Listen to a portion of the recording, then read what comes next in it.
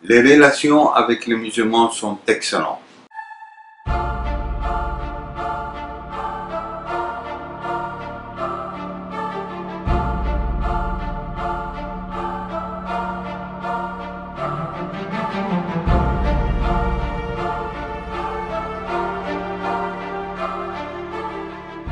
Je ne pense pas qu'il y a une stratégie israélienne pour débarrasser des chrétiens. Mais il y a une stratégie israélienne à se débarrasser des Palestiniens. Et il n'y a pas, et nous, comme chrétiens palestiniens, on ne demande pas des traitements spéciaux. Nous sommes contre ça, absolument contre ça. Mais en même temps, se débarrasser des Palestiniens, c'est quand même débarrasser de mon frère, débarrasser des gens qui vont pour étudier, chrétiens, musulmans. Alors là, c'est le problème. Et alors, pour nous, chrétiens palestiniens, quand il y a 1000 de gens qui ne sont pas permis à retourner en Palestine ou à Jérusalem, et quand vous parlez d'une population chrétienne à Jérusalem de 10 000, alors c'est une catastrophe. Et il y a là un facteur de peur, je peux dire, que la population se diminue et diminue et diminue. Et quand vous regardez les chiffres des Palestiniens chrétiens, en 1948 par exemple, il y avait 145 000 de chrétiens en Palestine. Aujourd'hui, il y a environ 160 000. Mais si on prend un taux de 2% de croissance de population, il faudrait avoir aujourd'hui près de 1 demi-million de chrétiens. Alors il y a simplement 160 000. 72% des chrétiens palestiniens sont en dehors de la Palestine historique. Et même dans un sondage que je faisais en 2009 à Galilée, parmi la jeunesse chrétienne, 26% de cette jeunesse ont dit qu'ils veulent quitter Israël, pas la Palestine, Israël. Alors c'est le même pourcentage comme les chrétiens palestiniens qui expriment si la situation politique et économique ne transforme pas, n'améliore pas, alors ils pensent sérieusement à quitter.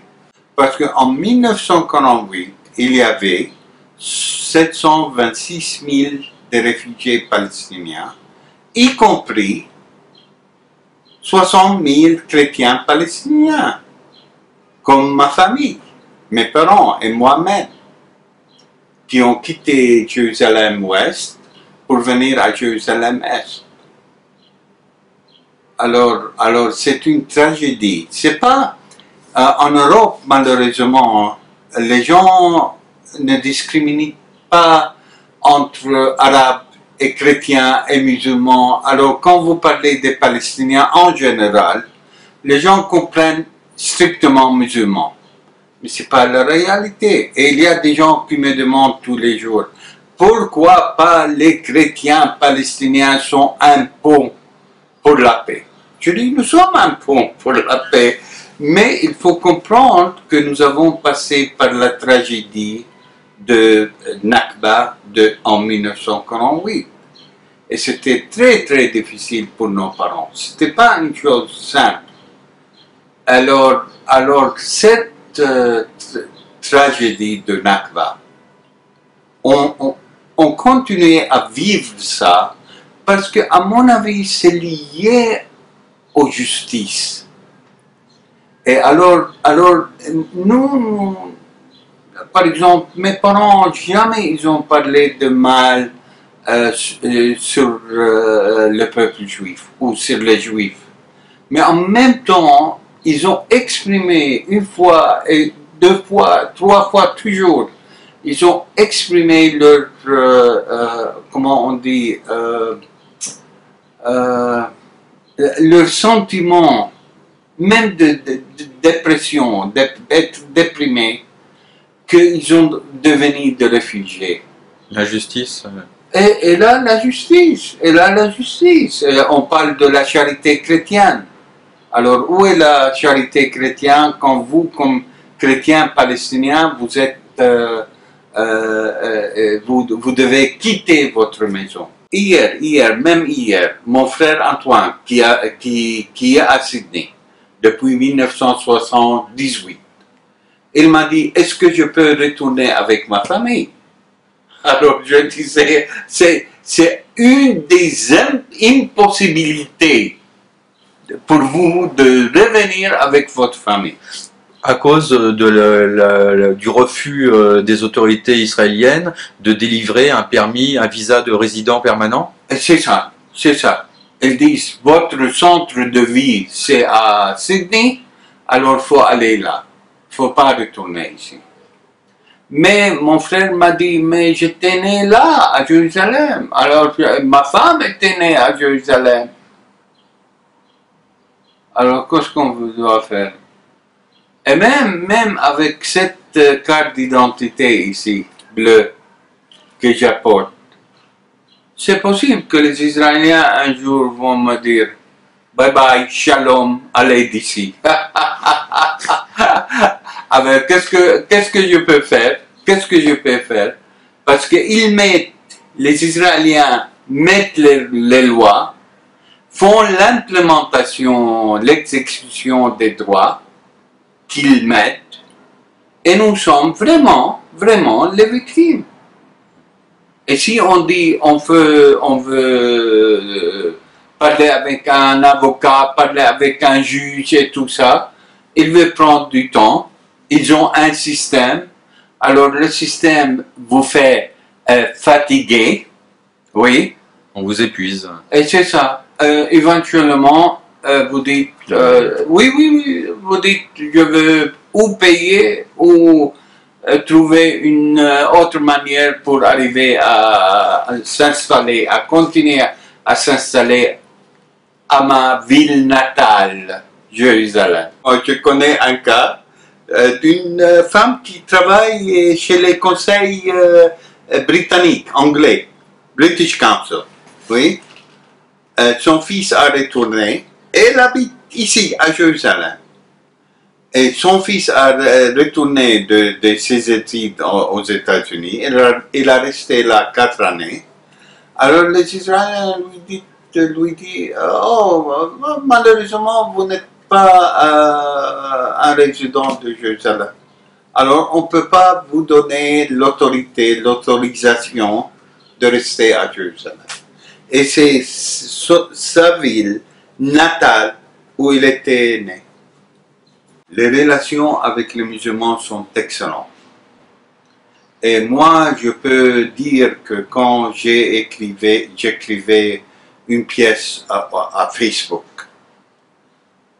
demandant la libération de 2 évêques en Syrie qui ont été enlevés. Et les gens qui m'ont soutenu étaient plutôt des musulmans. Et un de ces musulmans m'a dit, à Facebook, il m'a écrit et m'a dit, je suis avec vous, je prie pour la liberté de ces 2 évêques, et je prie pour le jour où on peut continuer à vivre ensemble.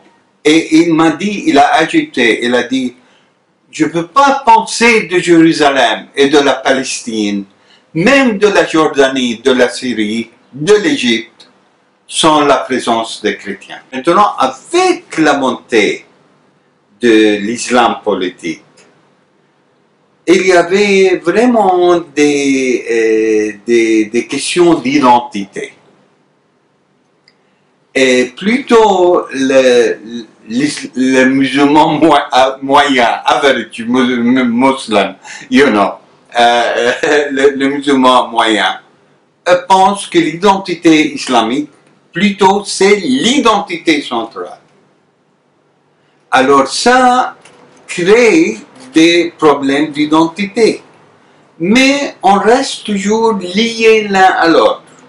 Même quand il y a des sensitivités, quand il y a des problèmes ici et là. Et ce n'est pas une question de musulmans qui nous rejettent. Non, ça n'existe pas. Mais il faut, comme chrétien, et plutôt comme citoyen palestinien, insiste sur un système qui est compréhensif, qui est démocratique, qui est pluraliste, qui respecte l'islam, qui respecte la chrétienté, qui respecte le judaïsme, mais en même temps, il donne assez de respect pour les droits des hommes. Et si on ne fait pas ça, alors nous avons un problème ici en Palestine.